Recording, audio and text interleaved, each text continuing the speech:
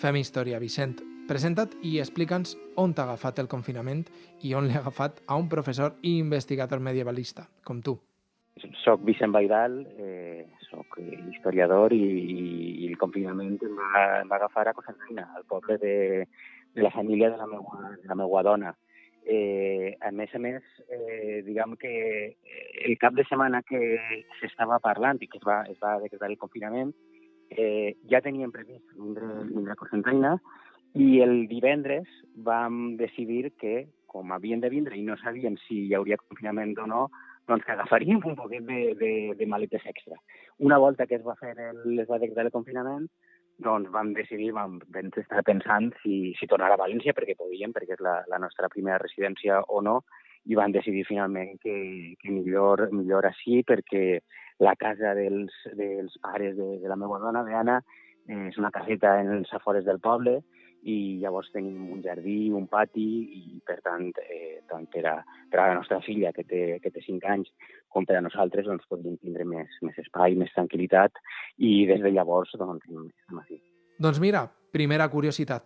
Pensareu anar al poble, quedar-vos a València? Com és que vos quedareu al poble? Al recer del castell de Cocentaina, és a dir, el castell de Cocentaina està en un pic i nosaltres estem un poquet més avall, que estem prop del poble, però diguem que als afores.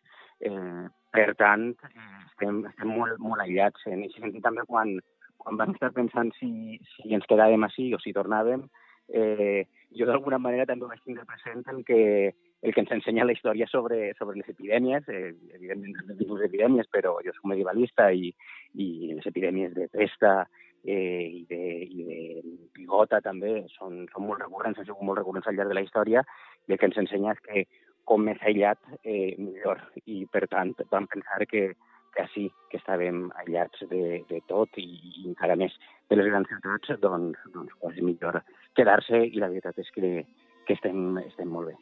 Primer de tot, com a qualsevol et pregunte, com t'ha canviat la rutina de la faena? Sí, la veritat és que en el meu cas he canviat poc la rutina, perquè he tingut la sort que com a professor d'universitat, en el meu cas, tinc tota la docència concentrada en el primer quadrimestre. És a dir, totes les assignatures que faig classes estic concentrades en el primer quadrimestre. Per tant, acaba en gener. A partir de febrer i fins a juny em dedico a investigar i a fer llibres, articles, etc. Per tant, m'ha pillat en una època en què en seguida que vaig ser l'aïllament, diguem, hi havia un mem que va córrer per les xarxes de medievalistes, que era una figura d'un medievalista, que representava un medievalista, que era un escriptor en un escriptori medieval de cara a la taula, i després hi havia un medievalista en quarantena, que era exactament la mateixa figura d'un escriptor davant d'un escriptori medieval de cara a la taula. Perquè bàsicament el que faig el mateix que feia, que és alçar-me a les 6 i estar davant de l'ordinador fins a la vesprada, fins a les 8. I el que sí que ha canviat un poquet és que hi ha una rutina de l'aprenentatge, diguem, que amb la meva filla menuda, a través dels només 5 anys, i el que li estan dient les professores que fas en casa, doncs dediquem un parell d'hores a fer-ho.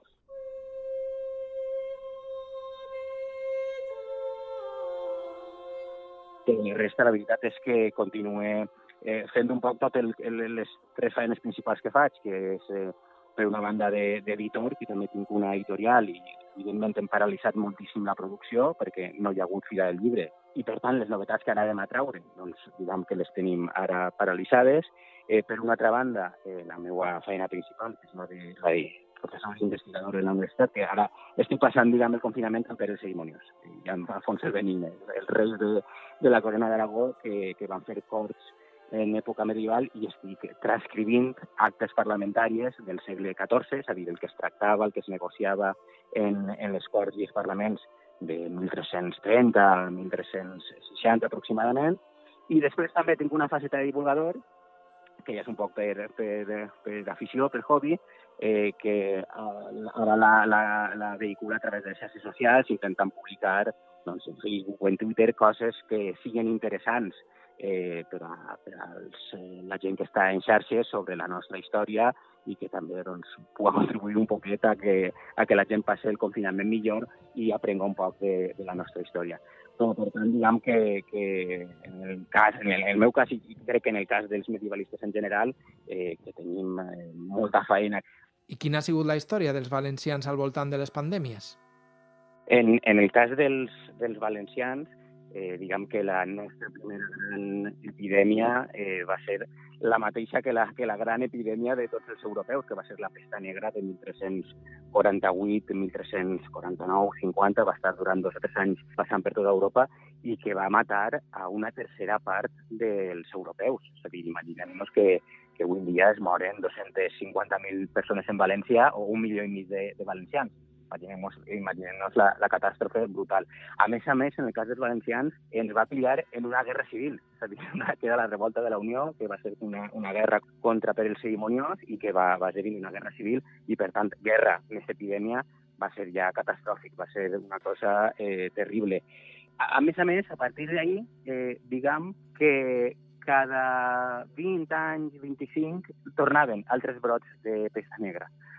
Ja no tan catastròfics, perquè hi havia una immunitat, però sí que, sobretot, afectaven els més joves, que no estaven immunitzats. I per tant, des de llavors, recurrentment, durant tota l'edat mitjana, hi havia epidèmies de pesta. Una volta que això va començar a superar-se, ja en l'edat moderna, precisament perquè es va aprendre un poc a lluitar contra la malaltia a través de les quarantenes, la paraula quarantena ja la tenim en el nostre vocabulari. En totes les llengües europees existeix la paraula quarantena i vinculada, a més, a 40 dies d'estar aïllat tant els infectats com els sospitosos de contagiats.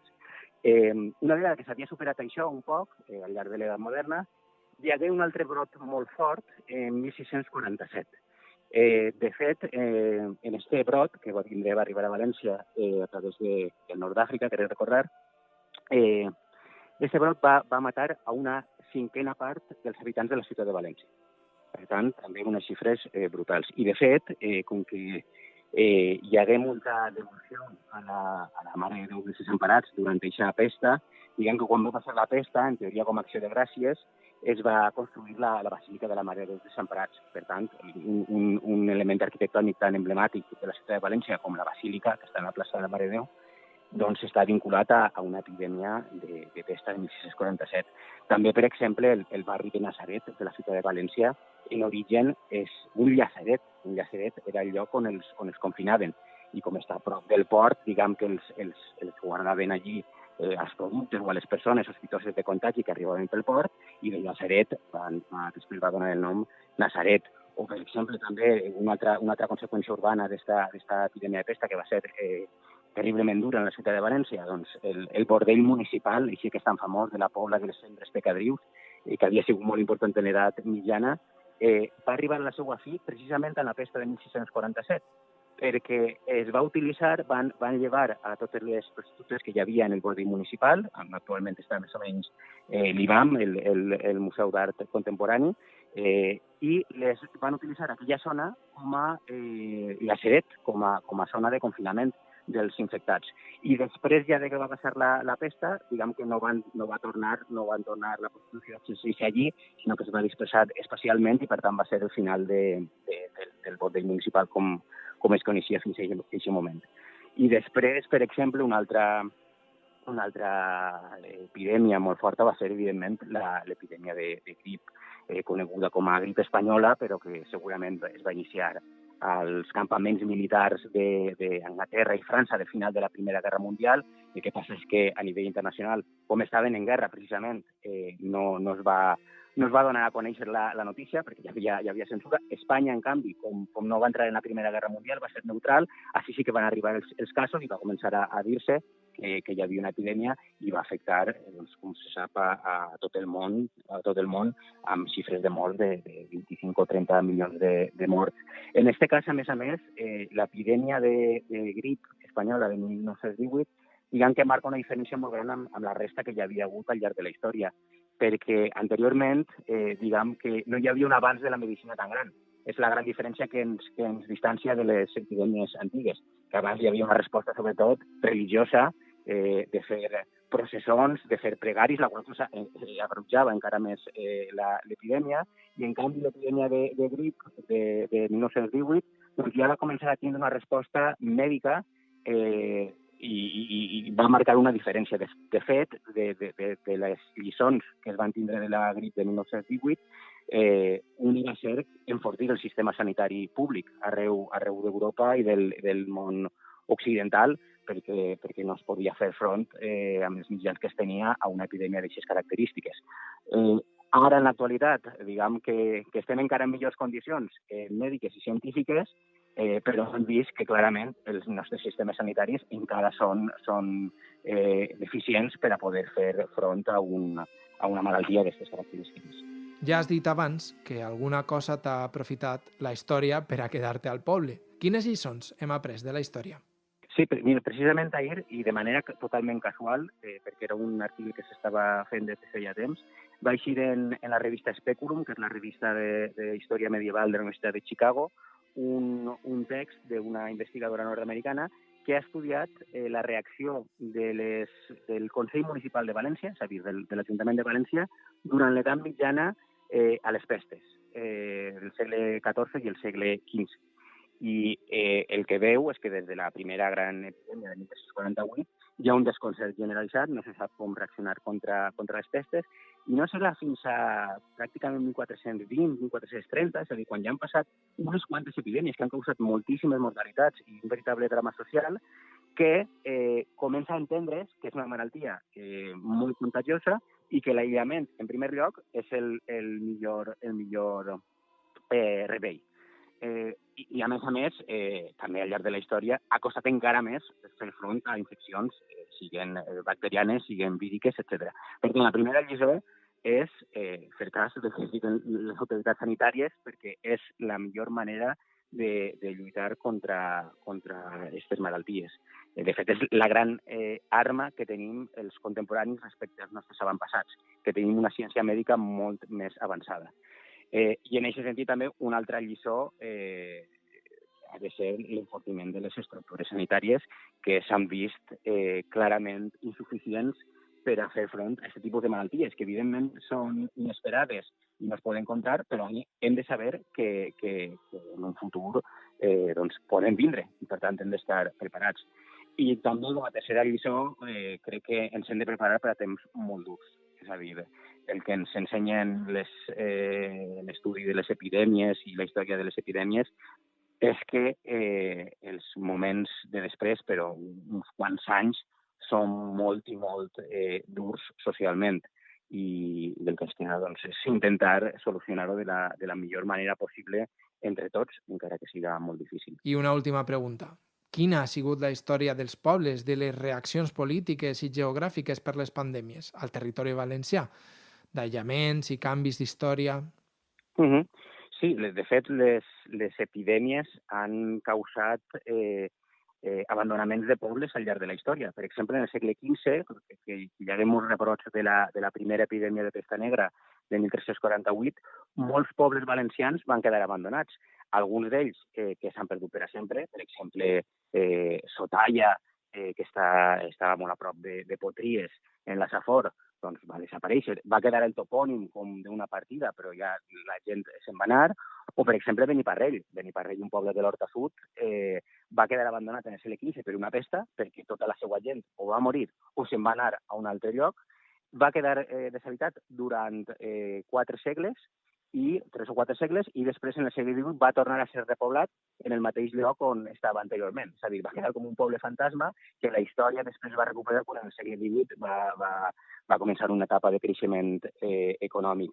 D'altra banda, també és molt característic, per exemple, en els llocs que són illes, arxipèlags, que hi hagi illes destinades al confinament. És a dir, el que en altres ciutats eren o nuclis especials, com en el cas del barri de Nazaret de València, que era també un lloc de confinament, que deia Llazeret, i d'ahir del topònim. En les illes, per exemple, en Menorca, al costat del port de Maó, doncs n'hi ha fins a 3 illes de confinament i mantenen el nom illa dels reclusos, illa dels confinats, coses així. Per tant, al llarg de la història sí que hi ha hagut petjades, urbanes i socials. També ha canviat tot moltíssim, però les reaccions socials són molt paregudes. Per exemple, en el fet de la por social. És a dir, quan ve una epidèmia, la mort està molt present en la mentalitat de tots, i això es canvia. O també la circulació de rumors, de notícies falses. Això que passava en l'edat mitjana, dir que en el poble del costat està arribant la pesta i potser és una mentira, però això va circulant per tots els llocs, el que diríem ara les fake news. Per tant, les reaccions d'alguna manera doncs no han canviat tant, tot i que el món sí que hagi canviat.